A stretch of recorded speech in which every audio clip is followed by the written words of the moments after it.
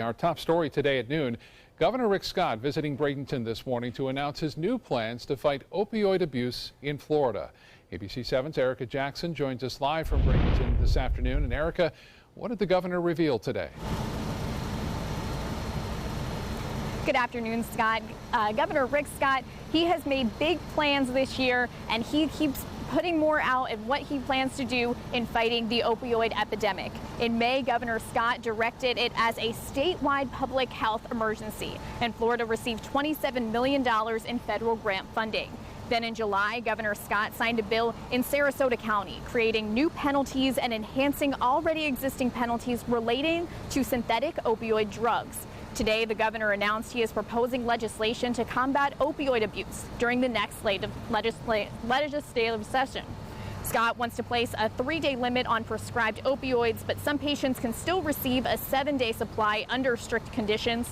Scott also wants to require all healthcare professionals to use the Florida Prescription Drug Monitoring Program that helps healthcare workers before prescribing drugs to patients.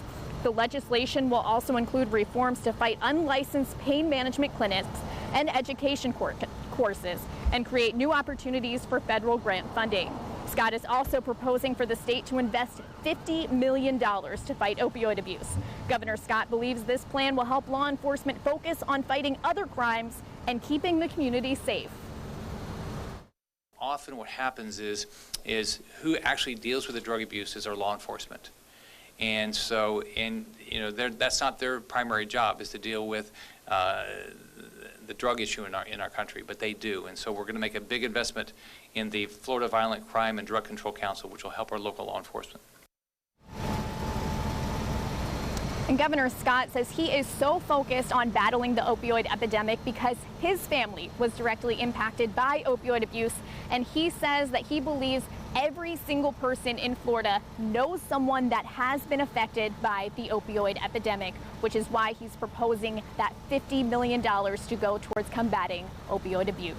Reporting live in Bradenton, Erica Jackson, ABC 7, your Suncoast News.